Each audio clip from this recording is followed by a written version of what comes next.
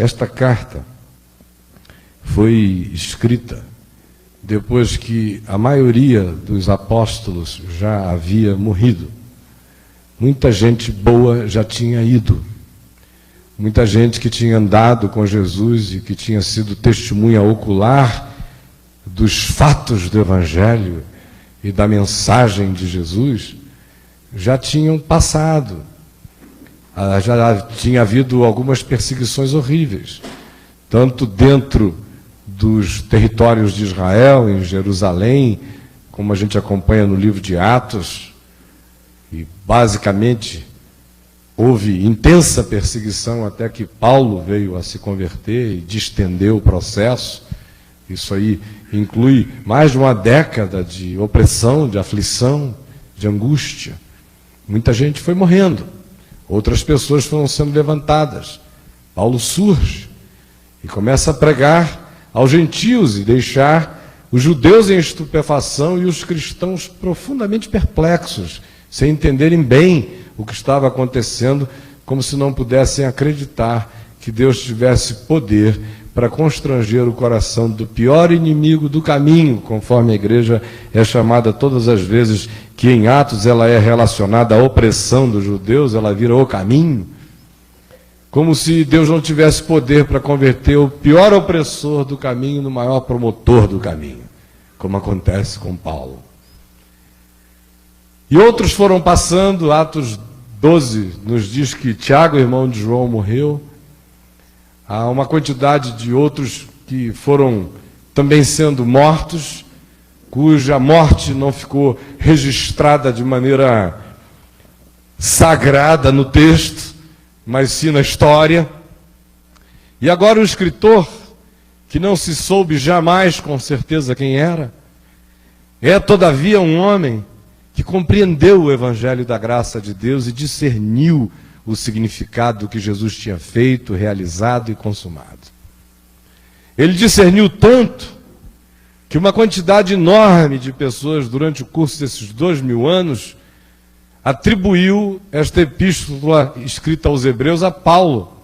Tamanho é o discernimento do significado da graça e a ousadia no afirmar a caducidade, a esclerosidade, a morte e a falta de eficácia e significado dos cerimoniais judaicos, da obediência à lei como veículo de salvação, visto que em Jesus todas essas coisas tinham sido transformadas em realidades definitivas e não mais precisavam de simbolizações, de bodes, de touros, de sangue de animais, de ritos no tabernáculo, de movimentos sacerdotais, judaicos ou de qualquer outra natureza, porque uma das coisas que aconteceu de modo factual e visível aos olhos tinha a ver com o fato que quando Jesus morria e expirava, depois de ter gritado, está tudo feito e consumado, o tetelestai do Novo Testamento em grego está pago, e entregou o Espírito, se diz que o véu do santuário, lá dentro do templo de Jerusalém, se rasgou de alto a baixo em duas partes, sem auxílio de mãos humanas. Era Deus rasgando naquele véu o escrito de dívidas que havia contra nós, e que constava de ordenanças e de ritos e de leis, e que nos era prejudicial, e que na cruz ele removeu inteiramente, encravando tudo na cruz, e rasgou aquele véu espesso e grosso, que mão humana alguma rasgaria fazendo força, trabalho para Sansão. Foi rasgado de alto a baixo em duas partes, quando Jesus dizia, está pago, está consumado, e Pai, nas tuas mãos eu entrego o meu espírito. Então esse escritor de Hebreus tem essa afinidade tão profunda com a graça, que muitos atribuíram o texto a ele.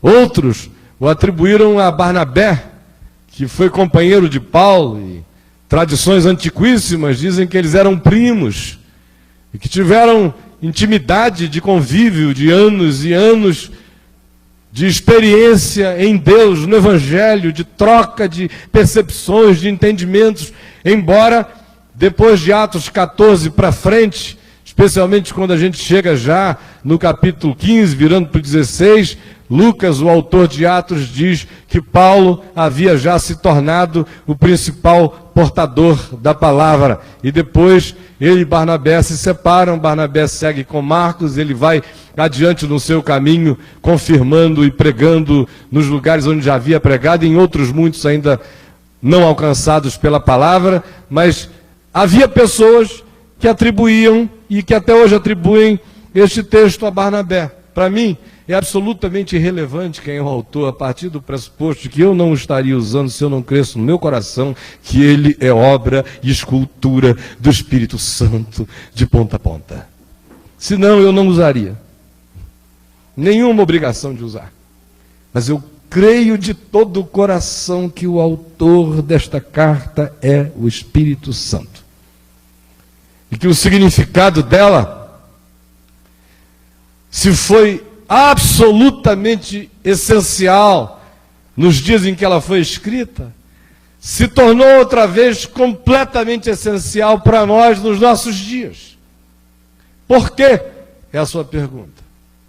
Primeiro, porque naqueles dias, o que motivou essa carta a ser escrita era o fato de que uma quantidade imensa de pessoas que tinham crido no Evangelho, por causa da pregação dos apóstolos, e que tinham perseverado no Evangelho da graça de Deus, agora, com a morte de alguns deles, e de alguns outros guias, de algumas outras pessoas que eram referência do entendimento genuíno do Evangelho, já tinham passado também, e a opressão vinha de todos os lados, tanto a opressão secular romana, de acordo com os caprichos e as venetas dos imperadores ensandecidos, como também a opressão judaica, do judaísmo, e também de um grupo híbrido, que são os judaizantes, que eram judeus que haviam crido em Jesus, mas que nunca tiveram a coragem de fazer a ruptura e dizerem, com todas as letras, que em Jesus tudo estava feito, por isso eles não sacrificariam mais animais, nem iriam depender mais dos cerimoniais do templo, nem iriam gravitar mais em torno de qualquer que fosse o rito judaico antigo, pela compreensão e pelo entendimento de que todas aquelas coisas eram apenas sombra, eram projeção, eram arquétipos e simbolizações usadas para ver se pelo símbolo, antes que a realidade se materializasse, ela só veio a se materializar quando Deus, na plenitude dos tempos, se encarnou em Jesus Cristo, nascido de mulher, nascido sob a lei, para nos livrar da maldição da lei, viesse a acontecer.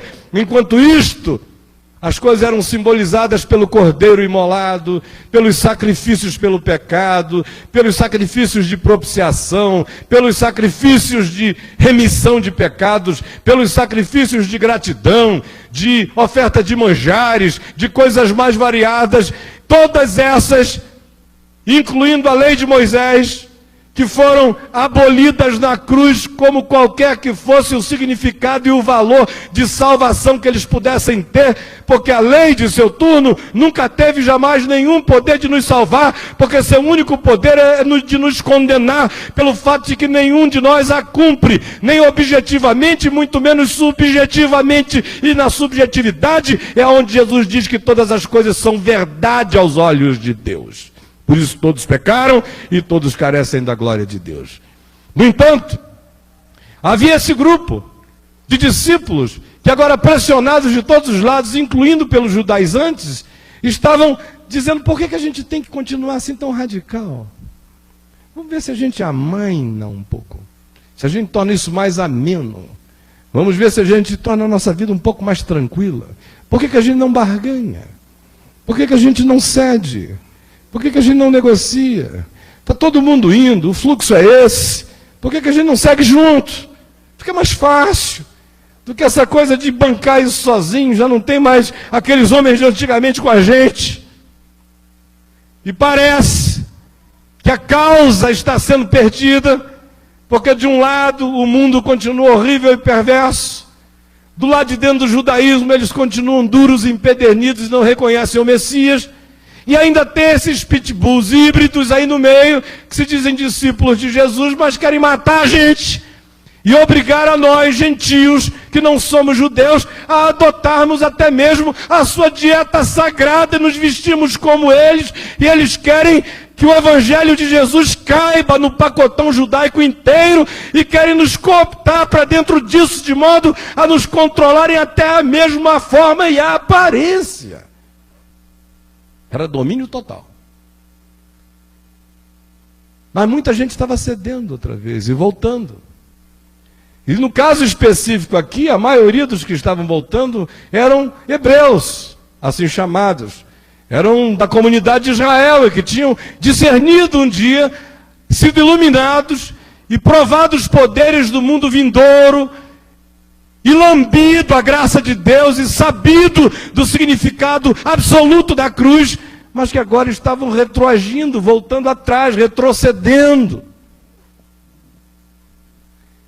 E fazendo as suas barganhas, e fazendo de conta que não sabiam que sabiam, ou quase tentando esquecer-se do que sabiam, criando acomodações e eles mesmos perdendo a essência, a genuinidade, a compreensão do significado do Evangelho, porque uma vez que alguém aceite agregar qualquer que seja o valor à cruz de Jesus, pensando que há algo mais a acrescentar, nesse dia e nesta hora, se estabeleceu um processo de corrupção na mente e no espírito dessa pessoa que é difícil de parar.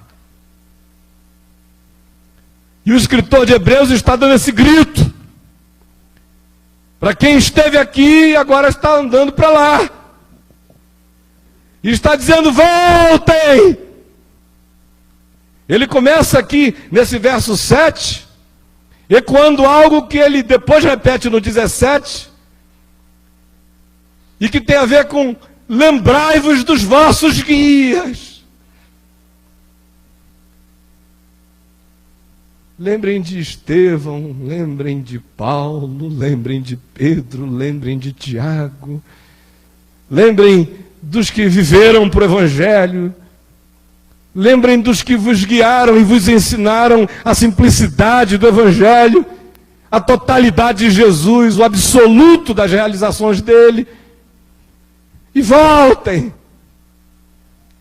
E ele começa, de fato, a epístola, fazendo comparações e mostrando de maneira pedagógica e paciente como todas aquelas coisas às quais os judeus e os judaizantes se prendiam e queriam trazer de volta aqueles que eles achavam que tinham perdido para a fé de Jesus, conforme ensinada por Paulo, que tinha a declaração suprema de que foi para a liberdade que Cristo nos libertou, e que nós não somos salvos nem por circuncisão de prepúcio, não somos salvos por abluções de sacrifícios no templo, não somos salvos por poderes sacerdotais, não somos salvos pela obediência à lei que é inobedecível no interior de cada um de nós, não somos salvos pelos sacerdócios levíticos, não somos salvos pelos sacrifícios de bodes e de touros, não somos salvos pelo tabernáculo, não somos salvos pelos ritos dos sacerdotes, não somos salvos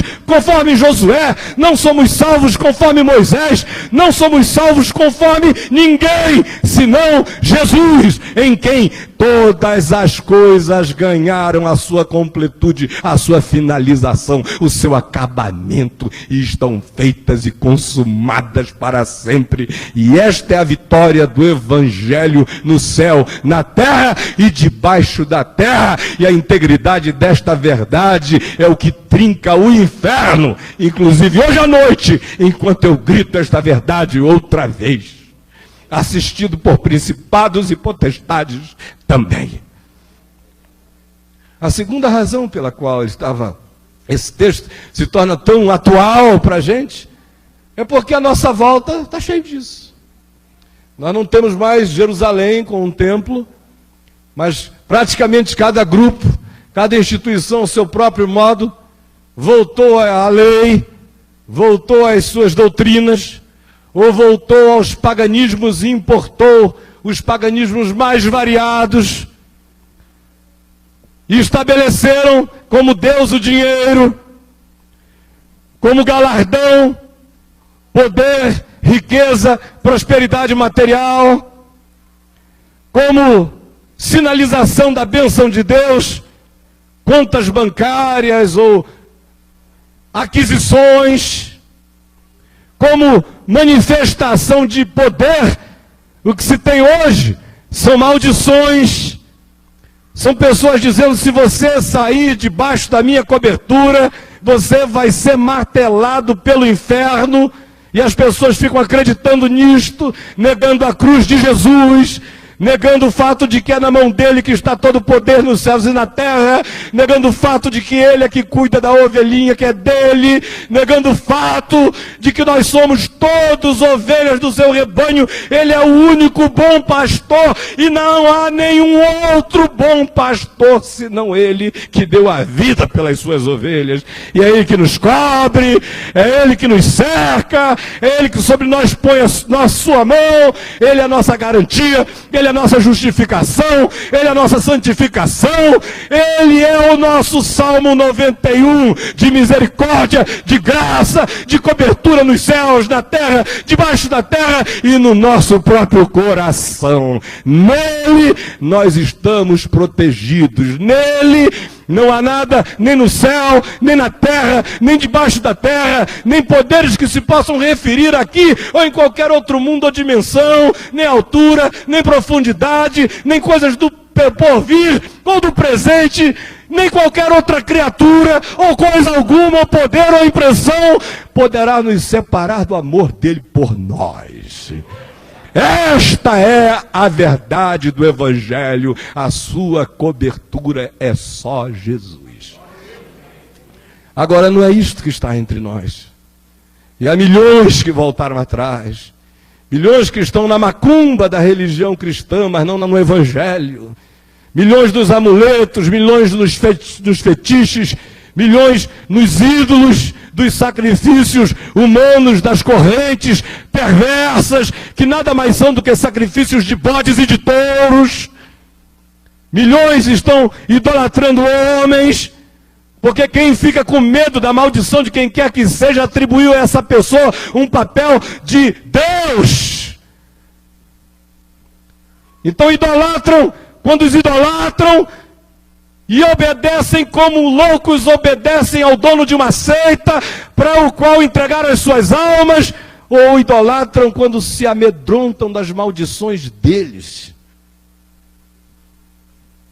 Aí o grito de Hebreus se faz ouvir outra vez: voltem, voltem, lembrem-se dos vossos guias. Como Paulo diz: não se esqueçam, pelo amor de Deus, não se esqueçam, não é de mim não, não se esqueçam que eu estou aqui, nesses calabouços frios, com essas correntes geladas, oprimido de todos os lados, a vida inteira, para que a glória do Evangelho não fosse tirada de vocês, gentios. A saber que em Cristo Jesus vocês não têm que virar judeus, que em Cristo Jesus judeu tem que deixar de ser judeu, porque na cruz de Jesus aboliu-se a parede da separação e dos dois ele fez um, e em Cristo não há mais raça, nem sexo, nem gênero, nem nada disso, com prevalência de importante, porque nele não há homem, não há mulher, não há judeu, não há grego, não há bárbaro, não há cita, não há escravo, não há livre. Há apenas pessoas que estão nele ou que não estão nele. Aí, o autor da epístola, nesse final dela, faz esse convite tão singelo: lembrai-vos dos vossos guias. Isso para mim hoje, se eu não quiser sair pensando para trás,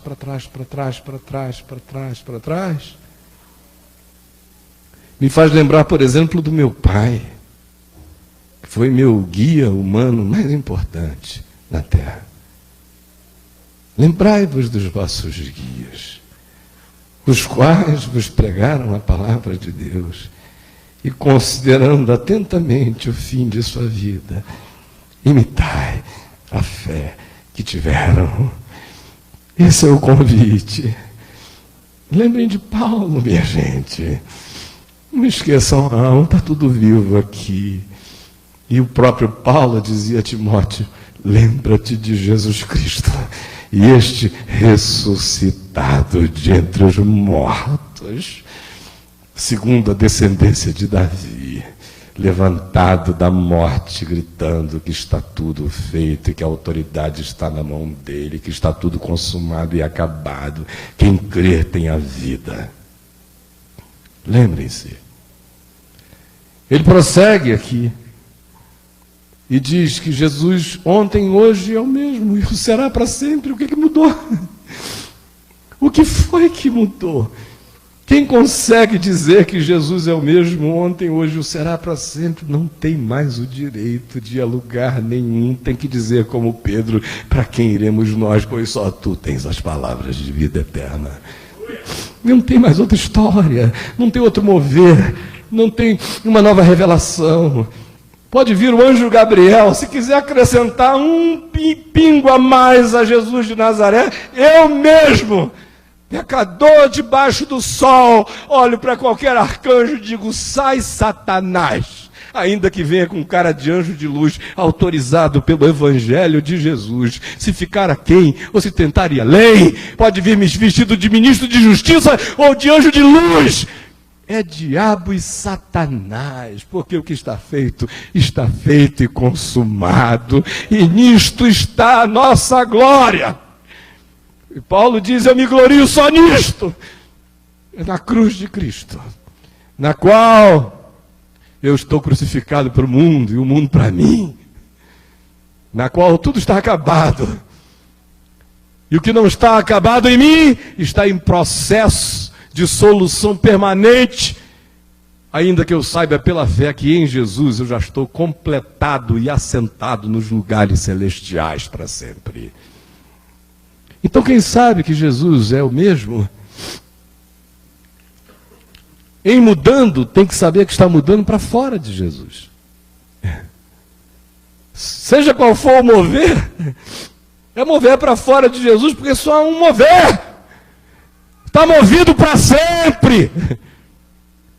O resto é a atualização que o Espírito de Deus faz, permitindo que aquilo que é eterno ganhe a sua contemporaneidade conforme os dramas da nossa geração, mas o Evangelho chega sempre imutável.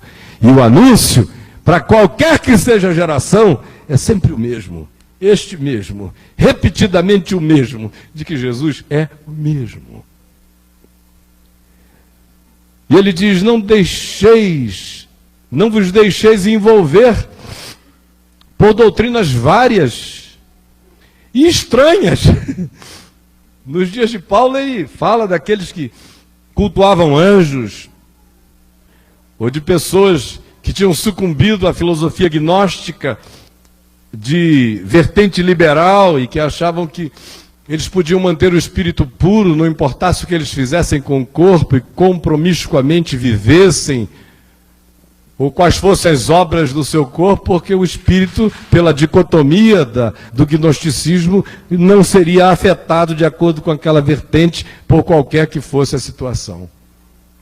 E havia aqueles outros que tinham sucumbido às mesmas outras versões do gnosticismo, só que agora na forma daquilo que se chama de ascetismo, que eram os que viviam para buscar purificações tanto de natureza físico e espiritual, mas sobretudo afirmando que eles poderiam crescer na direção de Deus pelo conhecimento obtido de coisas misteriosas.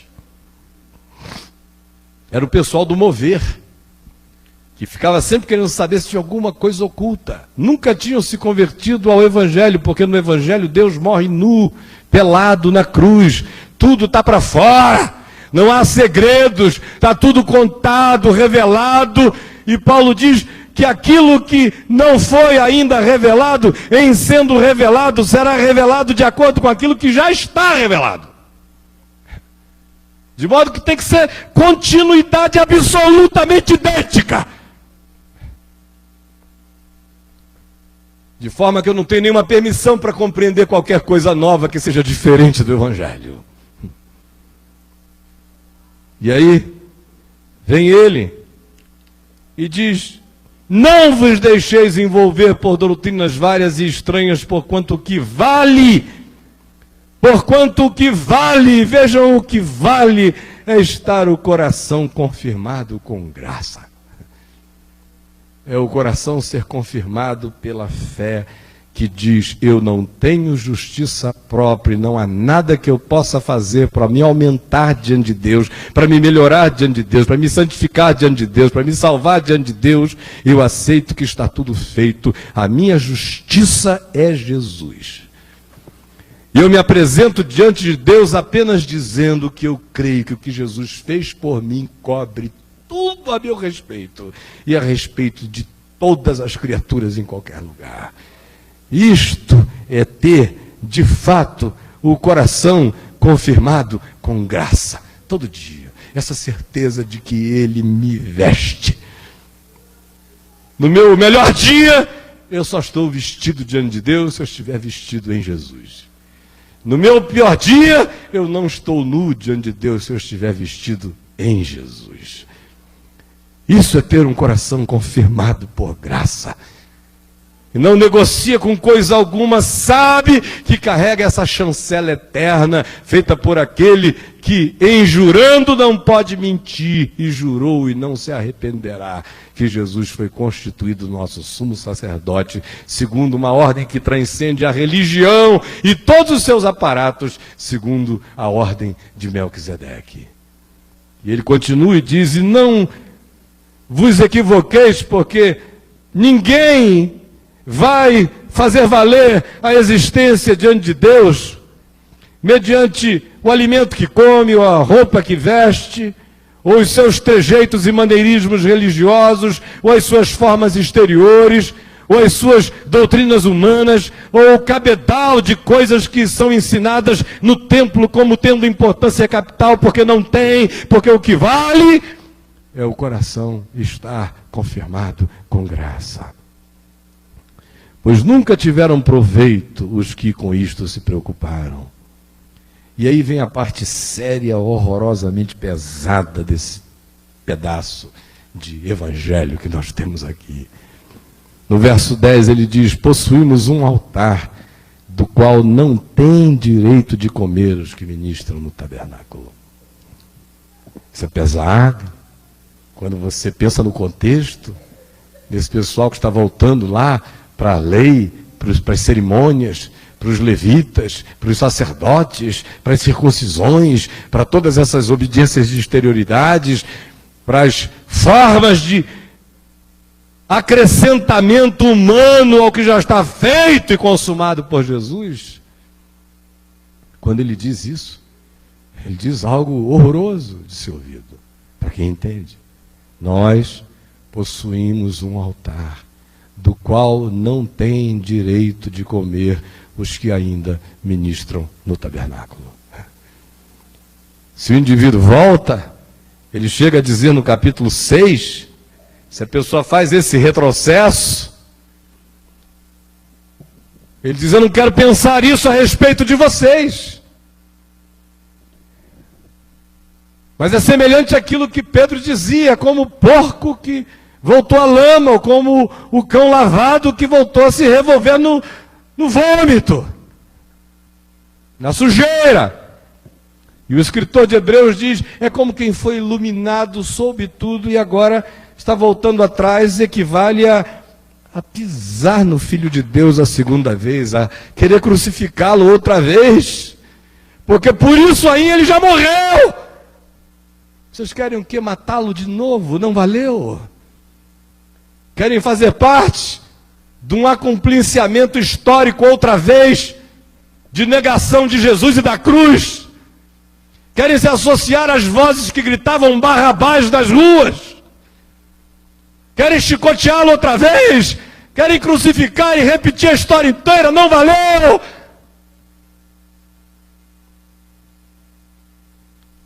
É como pisar no sangue, ele diz, da cruz, com desprezo. É como calcar aos pés o Filho de Deus. Por isso ele não brinca e diz: é hora de escolha. Escolham se vocês vão voltar lá para o tabernáculo com tudo que ele inclui, ou se vocês vão ficar comendo deste altar, porque este altar foi erigido fora do tabernáculo, foi erigido fora dos portões de Jerusalém, foi erigido fora da religião dos judeus, foi erigido no lugar da maldição, aonde santo nenhum põe o pé, aonde ninguém que se sente digno vai. Mas esse é o altar de Jesus, que morreu fora do portão. E ele prossegue dizendo, porque aqueles animais que eram sacrificados lá no tabernáculo tinham, todavia, as suas vísceras rasgadas, queimadas, fora do portão, fora do arraial. Ele disse, por isso também Jesus morreu fora de Jerusalém, fora do templo, fora da religião, fora desse esquema todo. Morreu no lugar onde as vísceras são queimadas, morreu para santificar a nós e ao povo, no lugar do maldito, e levou sobre si a maldição toda. E agora, o altar da vida está erguido no lugar que antes fora o lugar da morte. E a cruz não vai ser movida para dentro do tabernáculo, é todo o povo do tabernáculo que tem que vir até a cruz. Jesus disse, porque quando eu for levantado da terra, eu atrairei todos a mim mesmo. A salvação do tabernáculo é ser sugado pela cruz. A salvação do sacerdote é saber que em Jesus todo o sacrifício está feito. A salvação do levita é saber que ele agora já não faz parte de uma tribo especial de sacerdotes, porque Deus agora fez de todo homem e mulher que crê em Jesus um reino de sacerdotes. Acabaram-se os levitas para sempre. Mandem dizer aos levitas de Santo André isto, que eu disse isto aqui. Quem se intitular levita é gente voltando atrás. Levita é todo aquele homem e mulher que entoa e louva de coração ao Senhor, com pensamentos, com o coração dadivoso, com ações misericordiosas e também com canções, mas longe de ser só com canções. É com o louvor existencial que brota de um coração grato. Porque este é o reino de sacerdote no qual nós estamos constituídos. Ele diz, aqueles animais têm os seus pedaços queimados fora do arraial, assim também Jesus, para santificar o corpo, o povo morreu fora do arraial, fora do acampamento. E aí ele prossegue fazendo um apelo. Primeiro ele diz, escolha, se você comer daqui, você não come de lá, e se você comer de lá, você não come daqui. Essa é uma hora de decisão. Ou você é gente do tabernáculo, do sangue de bodes e de touros, dos sacerdotes e dos levitas, dos seres santificados poderosos que controlam a sua vida, do Deus de hora marcada, das cerimônias solenes que, se você faltar, vai ter que cumprir e bater continência numa corrente mais 30 dias para poder voltar a falar com Deus, dando dinheiro todo dia para ver se ele se comove com a sua dadivosidade. Decida se você fica nesse altar ou você vem para esse outro, porque não dá para comer dos dois. Nós temos um altar do qual não tem o direito de comer os que ministram no tabernáculo. Quem está lá não passa para cá. Só passa se desistir e vier para comer do pão da vida. E só do pão da vida, a vida toda e toda a vida, porque no pão da vida toda a vida é vida eterna. Louvado seja Deus. Aí ele prossegue e diz o seguinte, por isto foi que também Jesus, para santificar o povo pelo seu próprio sangue, sofreu fora da porta. Saiamos, pois, a ele fora do arraial, levando o seu vitupério. Esse é um dos convites mais extraordinários do Evangelho. Saiamos, pois, a ele, fora do arraial. O arraial é esse lugar das nossas seguranças, dos nossos pertencimentos. É o lugar onde a gente tem rua, tem pai, tem mãe, tem dono, tem pedigree, tem importância. tem religião, tem sacerdote, tem um culto que pode se mecanizar em nosso nome, que pode ser feito enquanto a gente está de costas, que pode ser feito enquanto a gente estrangula alguém, que pode ser missa de 7º dia, enquanto a gente no 7º dia mata de novo. Mas a gente pagou o rito. O tabernáculo, aqui, neste contexto, é esse lugar onde se confia no que o homem pode fazer por si mesmo diante de Deus, ou naquilo que a congregação dos homens pode fazer por si mesma diante de Deus, ou naquilo que a congregação dos homens pode fazer por um indivíduo como meio de salvação. Como a Igreja Católica diz, e a evangélica não diz, mas diz de outros modos, fora da igreja não há salvação. E igreja é entendido por, na Igreja Católica, o aparato vaticanal que cobre boa parte da terra. E nos evangélicos é fora da igreja local. É menor ainda o negócio. Muito menor. O Vaticano, o sujeito ainda tem liberdade para viajar pela terra, pelo menos. Eu sou católico, eu estou morando na Índia, acabou. Mas aqui não. Se o cara não trouxer o dízimo, a oferta, não comparecer, não pagar a taxa todo dia, não lembrar a Deus que Ele existe através de um bilhete de real, de 10 reais, de 1.000 reais, seja lá do que for, Deus esquece dele. Esse Deus é o diabo, e vocês não sabiam. Vem o escritor de Hebreus e diz: saiamos disso. Decida onde você vai comer, onde está erigido o seu altar, se é no aparato dessas falsas seguranças, ou se é em Jesus, na cruz, no que está feito, consumado para sempre.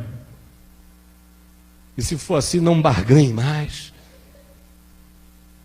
E se você entendeu assim, então vamos largar isso tudo e sairmos juntos a Ele, fora do arraial também, como Ele saiu, levando o seu vitupério, carregando o que a gente tiver que carregar,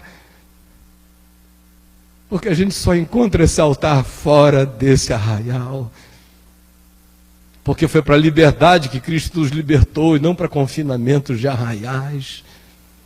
E quando ele fala mais adiante em congregação, ele não fala nesse espírito do arraial que prende ninguém, fala apenas na congregação que sustenta o espírito, olhando firmemente na direção do autor e consumador da fé, que é Jesus, da congregação que nos lembra a verdade do Evangelho, sem pervertê-lo jamais, e que existe por si mesma, também fora do portão. Hebreia, livre, andante, caminhante, do lado de fora do portão, porque o altar agora está erigido no coração da vida. Está fora do tabernáculo, está no coração da vida em Deus, andando no caminho, todos os caminhos da vida com Jesus, seguindo por onde quer que Ele for. É um apelo outra vez a que se o siga. Saiamos, pois, a Ele, fora do arraial, levando o seu vitupério. É um grito de um discípulo que entendeu quando Jesus disse: se alguém quer vir após mim, a si mesmo se negue, tome a sua cruz e siga-me. É a mesma coisa, dita com outras palavras. E a partir de um sujeito que verbaliza isso, não como aquele que é o que chama, mas como aquele que está seguindo e diz: vamos juntos, irmãos. Vamos juntos. Saiamos, pois, a Ele, ao encontro dEle, levando o seu vitupério. Muita gente prefere ficar se enganando, como esse pessoal aqui do tabernáculo. É mais simples. É uma porta larga, o tabernáculo. Tem alguém que canta por você, que prega por você, que ora por você, que diz que vai levar seu nome à presença de Deus, que garante a você que se você obedecer determinados ritos de bruxaria, cristianizada, você vai obter o que você quer, independentemente de como esteja seu coração em relação a Deus. É mais cômodo para muita gente do que tomar essa decisão pessoal todo dia de sair a Ele fora do arraial. Você tem cidade aqui? Não, não tenho. Tem casa aqui? Não, não tenho. Tem poder aqui? Não, não tenho. Tem importância aqui? Não, não tenho. Quem é você? Eu sou apenas mais um que saiu seguindo a Ele, junto com outros, levando o seu vitupério fora do arraial. Mas aqui eu como pão da eternidade todo dia. E como não é um arraial, é caminho de vida, é progresso, é andando para Ele, é esquecendo as coisas que para trás ficam no arraial e prosseguindo para aquelas que diante de nós estão, levando o seu vitupério. E por isso é que ele prossegue e diz: na verdade, não temos aqui cidade permanente, mas aqui buscamos cidade permanente, mas buscamos a que há de vir. O que é a coisa mais lógica a se dizer depois de convidar para sair da segurança do tabernáculo? É lembrar que nós somos hebreus mesmo, todos nós.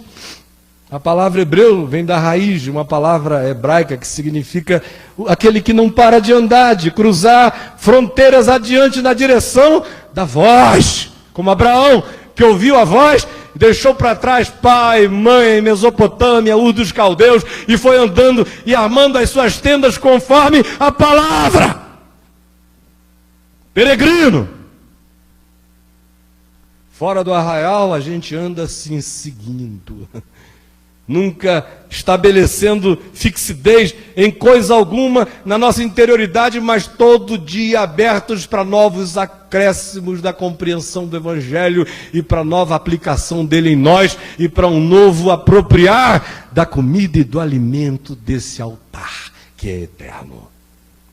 Aí ele diz isso: olha, não esqueçam, porque na verdade eu não estou chamando vocês para nada, porque quem é de Jesus sabe, na verdade, que nós não temos aqui cidade permanente. Nós não temos, a gente está de passagem. Que loucura é essa de achar que você vai ficar aqui para sempre? De estar voltando para um lugar. Que segurança? Quem é que vai dar segurança a você em qualquer lugar? Aqui não há nada permanente. Permanente só existe aqui. Algo para aquele que guarda a palavra do Senhor, porque passa o céu, a terra, ou como Pedro diz, cai a flor, murcha, tudo mais à nossa volta se deteriora, mas aquele que faz a vontade do Senhor permanece para sempre. Essa é a única permanência, permanência na vontade do Senhor, que nos chama todo dia para segui-lo, sem a fixação na ideia das falsas seguranças que nos são apresentadas dentro do arraial. Nós não temos aqui cidade permanente, mas buscamos a que há de vir. Por meio de Jesus, pois, ofereçamos a Deus sempre, especialmente carregando o vitupério, a dor, a ignomínia, o desprezo, as interpretações equivocadas, as maldições que outros lançam e projetam e falam a seu respeito, em qualquer circunstância, levando o vitupério dele, todavia, por meio de Jesus, ofereçamos a Deus sempre sacrifício de louvor, que é o fruto de lábios que confessam o seu nome. Aí tem gente que pensa que isso tem a ver com chegar aqui e dizer: eu creio em Jesus. Quem crê em Jesus, levanta a mão, irmão. Eu creio em Jesus, aleluia. Me dá um J, me dá um E, me dá um S, me dá um U, me dá um S, de novo S, e o que que faz? Aí o povo: Jesus. Não é isso não, minha gente. Confessar esse nome é de preferência sem palavras. De preferência sem palavras. Se for preciso, use palavras. Mas na maioria das vezes nem vai ser preciso. Mas se for preciso, use palavras, mas confesse esse nome com a sua vida. A confissão do nome de Jesus não é J-E-S-U-S, a confissão do nome de Jesus é o Evangelho na vida. A confissão do nome de Jesus é não ter mais medo de morrer, porque eu já passei da morte para a vida. A confissão do nome de Jesus é saber que todos os meus pecados estão perdoados. A confissão do nome de Jesus é, por amor a Ele, sentir vontade espontânea de obedecer os seus mandamentos. Confessar o nome de Jesus é não deixar a graça de Deus ser vã em mim. Ao contrário, permitir que ela eficazmente opere em mim, me desvestindo do velho homem, me revestindo do novo homem, que se renova segundo Deus no entendimento da verdade, todo dia. Então, esse é o sacrifício de louvor, sempre. Com canções também, com salmos e hinos e cânticos espirituais, sobretudo com a composição da vida, que se torna a extensão sincera de um coração que crê que em Jesus se tem tudo. Todos os tesouros da sabedoria e do conhecimento estão nele. Nele nós temos justiça, nele nós temos unção, graça, santificação, nele nós temos todas as coisas, nele eu não preciso de mais nada.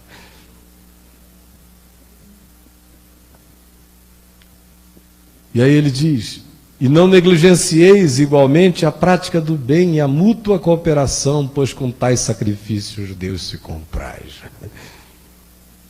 Você fala de sacrifício de louvor, não é nada para pagar do lado de fora, é o resultado da alegria de levar o vitupério de Jesus, de se regozijar, ainda que seja no sofrimento por causa do Evangelho. Sabendo que se isso acontecer, e o nosso sofrimento não for porque a gente se meteu nos negócios dos outros, na vida dos outros, se enrolou em encrencas nossas e alheias, mas se as nossas dores vêm por nós estarmos buscando viver o Evangelho, não como chatos, de preferência sem palavras, mas com vida bonita de Deus em nós, e ainda assim isso suscite angústia, contrariedade, contradição, perseguição, hostilidade em quem quer que seja, Pedro diz, alegre-se, sobre você repousa o Espírito da glória e de Deus, aleluia, repousa, essa é uma bênção que ninguém mais quer, que repouse sobre nós o Espírito da glória e de Deus. E ele diz, o sacrifício dos lábios que confessam o seu nome, não negligencieis igualmente, com a mesma importância de viver o Evangelho, tem a prática de todo o bem, porque que Evangelho é esse que será vivido se não praticar o bem, e se não for mútuo, não for capaz de mutualidade, de cooperação, de ajudar uns aos outros, de misericórdia, de solidariedade. Pois é com estas coisas que Deus tem prazer, Ele está dizendo. Não é com a multidão de cultos e de solenidades e de sacrifícios e de correntes e de nada disso. Leve o vitupério, crê em Jesus, coma do altar que está fora, que está ao pé da cruz, coma do pão da vida, siga Ele, não tenha vergonha do vitupério, encarne o Evangelho, faça da sua vida um louvor, um culto, um sacro ofício de louvor a Deus, e igualmente acredite que confessar Jesus com os lábios e confessar Jesus com a vida é algo que se manifesta de modo concreto e prático, no fazer o bem, na cooperação mútua, porque isso é que agrada a Deus.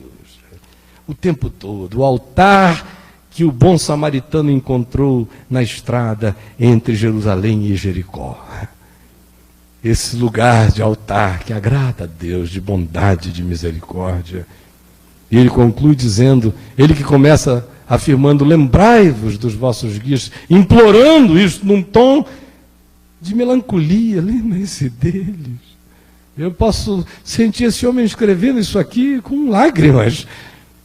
Ele está vindo de tantas memórias e de tantas lembranças e de tanta gente boa de Deus, de uma nuvem de testemunha imensa. E ele diz, lembrai-vos dos vossos guias, os quais vos pregaram a palavra de Deus, e considerando atentamente o fim da sua vida, imitai a fé que tiveram. E aqui ele conclui dizendo, obedecei os vossos guias, Esses do verso 7 são os que já tinham ido. Esses do verso 17 são os que estão presentes. E às vezes a natureza humana é tão fraca, sempre, né? Não é às vezes, sempre. Ela tem tendência a criar ícones e a projetar suas seguranças em homens. Aí de repente os homens começam a passar. Aqueles que nos batizaram, que pregaram a palavra, que nos discipularam, que nos ensinaram, vão passando e outras gerações vêm vindo e muitas vezes com essas novas gerações vêm muitos lobos nos enganando. Mas sempre há 7.000 que não dobram os joelhos a Baal. Às vezes eles não são importantes publicamente, eles não têm nome, eles não têm visibilidade, mas Deus os conhece. Deus os conhece, ao passo que aqueles outros que todo mundo muitas vezes conhece, são daqueles acerca dos quais Jesus dirá naquele dia: eu não sei quem vocês são. Operaram milagres? Sim, porque eu sou misericordioso, e eu visitei a minha pequenina, e eu fui lá e curei ela, passei por cima de você, seu lobo mercenário. Profetizou? Ela acolheu com fé? Eu vi que era bom para a vida dela o acolhimento que ela tinha com fé e realizei o meu bem nela, apesar de você, seu lobinho safado. Expulsou demônio? Está pensando que ele saiu por sua causa? Por sua causa ele não sairia, porque Satanás não divide o seu reino. Ele saiu foi por causa do meu nome, porque eu queria libertar a minha ovelhinha e passei por cima de você, mas eu passei por cima de você tantas vezes e nunca te conheci. Porque você nunca se apresentou diante de mim com um coração sincero, verdadeiro. Você veio sempre com máscaras e eu vejo tudo, todos, mas eu me nego a reconhecer quem usa máscara. Eu me faço de impotente quando chega a máscara. A máscara do mascarado que sabe que eu conheço o coração, mas se mascara diante de mim, eu propositalmente deixo que a máscara encubra quem ele é de mim, de modo que eu não o conheço mesmo.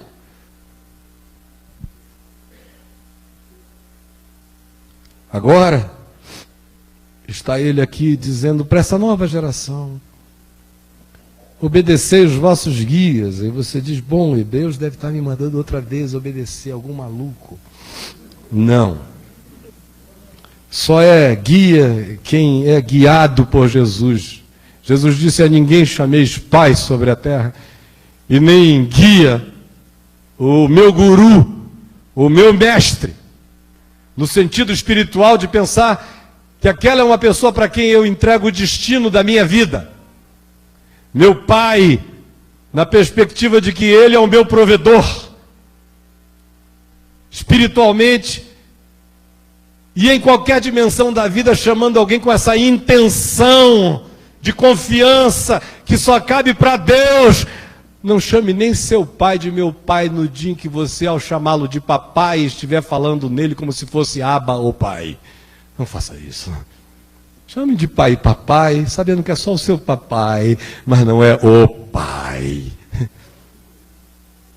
A ninguém chameis de mestre, como sendo aquele que vai dizer como você anda, o que você tem que fazer, quais são os desígnios do seu coração e nele que devem existir e que controle a sua vida. Porque um só é o vosso mestre, e ele está vivo entre nós, e o Espírito dele nos leva a toda a verdade, e a gente tem a verdade da sua encarnação e da sua manifestação impressas diante dos nossos olhos, de modo que também quem lê entenda. O guia é esse ser guiado. Reconheça alguém como seu guia e não precisa chamá-lo de meu guia. Não perverta, dizendo: oi, meu guia. Não faça do guia um título, não faça do do guia um xamã, não faça do guia um herói, não faça do guia um semideus, não faça do guia nada, o guia é apenas um irmão que discerniu mais, quem sabe viveu mais, quem sabe sofreu mais, quem sabe acolheu mais. E ele é seu guia enquanto nitidamente ele estivesse deixando guiar pelo Evangelho de Jesus. Se o seu guia for guiado pelo Evangelho, ouça-o. Não como um oráculo, mas como um irmão amado que está velando pela sua alma, como o escritor de Hebreus prossegue numa construção de beleza tal que eu me nego a reproduzi-la e prefiro lê-la. Pois eles, os guias verdadeiros, velam por vossas almas, velam. É aquele cara que está de vigília, olhando com amor pela sua alma, pelo seu coração. Então um guia verdadeiro é guiado pelo Evangelho, e um guia verdadeiro é uma pessoa que se importa com você. Não é só com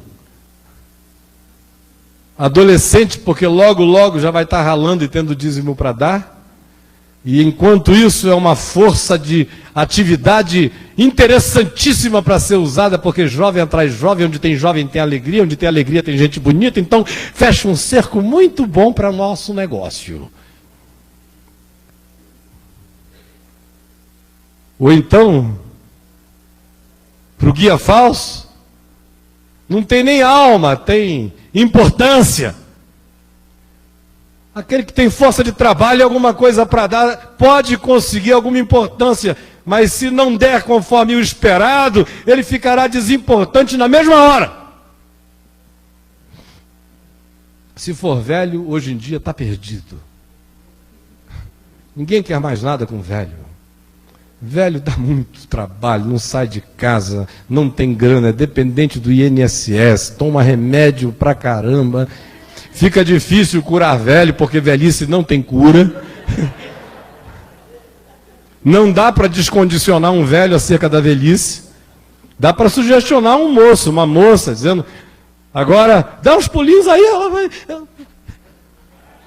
Parece que Jesus curava os paralíticos, eles saíam assim dos lugares, e o povo não daria glória a Deus em Cafarnaum de jeito nenhum, nem fariseu ia ficar perplexo se fosse como a gente vê essa moçada ser curada por aí, sendo que muitos deles já são contratados para a hora da cura ficarem de pé. Aí eu creio no Deus que cura, mas eu odeio palhaçada.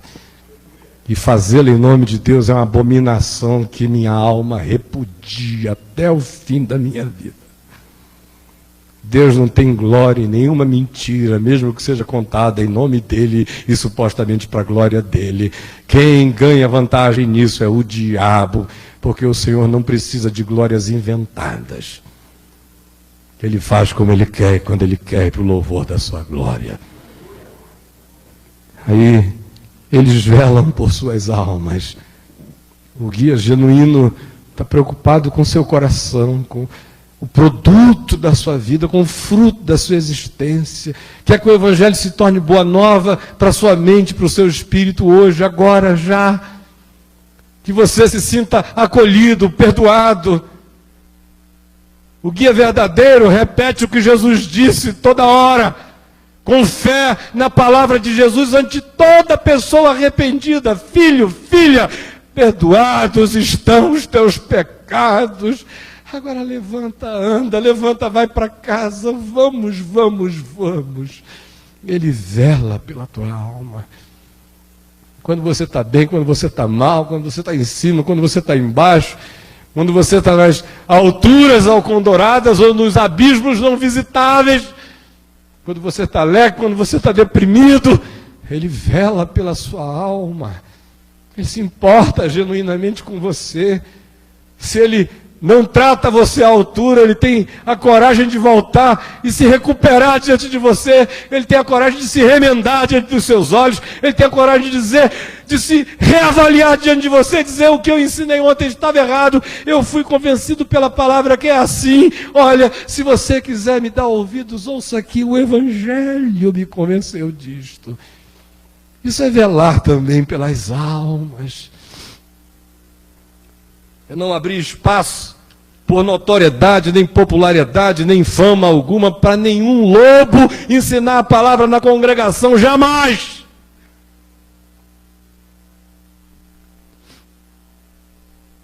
Eles velam pelas vossas almas, como quem deve prestar contas. Dá a impressão de que eles vão prestar contas da alma do outro. De fato, ninguém pode prestar conta da alma de ninguém. Foi por isso que Jesus morreu por nós. E o texto de Hebreus não está dizendo que eles vão, estão dizendo que eles velam como quem vai prestar contas. Ou seja, está dizendo a qualidade do zelo. É como se tudo dependesse disso. Sem transformar o guia num neurótico. Mas o amor faz naturalmente isso. Ele vela pelas almas como se ele tivesse que dar conta dela. Embora ele saiba que quem cuida dela é o Senhor, a parte que ele faz é apenas aquela humana de materializar esse amor de Deus em toque, em conselho, em acolhimento, em audição, em estímulo, em encorajamento, em levantamento da pessoa, em silêncio muitas vezes ante o erro e o equívoco dela, porque já lhe basta a vergonha sofrida. Ou seja, o verdadeiro guia ama. É só isto. Para que façam isto com alegria e não gemendo. Tendo que ficar nessa angústia, porque você não sossega nunca. E não gemendo, porque isto não aproveita a vós outros. E pensar que tem gente viciada nisso, né? E 95% dos discípulos que eu conheço são pessoas que andam assim, né? Querendo fazer alguém gemer o tempo todo. Isso quando ainda havia guias que se importavam com as almas, né? Hoje em dia você virou um número em qualquer lugar por aí. E se você não entrar com número, você não tem valor em lugar nenhum aí. Mas eles velam pela sua alma. O convite é esse. Não percam a referência, lembrem-se onde e como tudo isto começou. Saibam que esse retrocesso é uma desgraça. Vocês estão voltando para o passado, voltando para o que morreu na cruz, voltando para a idade da pedra. E a gente está nas tábuas do amor. E voltem para Ele. E decidam hoje se vocês vão comer da comida do altar, e aí fiquem nele, do tabernáculo, ou se vocês vêm comer essa comida do altar andante, dessa pedra andante que é Cristo, a qual seguimos e seguiremos para sempre. E se aceitarem isso, saiam agora. E decidam-se no seu coração. E a decisão é simples, é dizer: Jesus é tudo. Ele é a esperança da glória, e isto me basta, está feito e consumado. E não tenha vergonha de levar o vitupério dele. E não tenha vergonha do que dirão, do que afirmarão, ou do que você supostamente perderá. Porque você vai estar andando com Jesus. E faça isso com o coração cheio de louvor. Louvor de lábios que confessam o seu nome, louvor de vidas que confessam o seu nome na prática do bem, na mútua cooperação e na misericórdia para com todos. E mantenham o coração humilde, sejam ensináveis e obedeçam os seus guias que forem guiados pelo Evangelho, porque eles estarão velando pelas vossas almas. E façam isto, não de um modo profundamente angustiado, mutante, estranho, movido, mas consistentemente consciente, para que para eles esse não seja também um trabalho horroroso e infernal, cuidar de alguém que não se cuida e que não tem amor por si mesmo e que não quer se preservar e que não quer o bem do Evangelho para a sua própria vida. Era isto que eu tinha a dizer a vocês hoje à noite. Este é o Evangelho do Senhor, dito por algum irmão em algum lugar, inspirado pelo Espírito Santo, seja Paulo, seja Barnabé, seja Apolo, seja Eusébio, seja quem tenha sido. O fato é tudo igualzinho a Jesus. É tudo completamente como o Evangelho. É palavra de Deus para mim e para você hoje. E quem tem ouvidos, ouça o que o Espírito diz a quem quer que ainda queira ser igreja. Em nome de Jesus.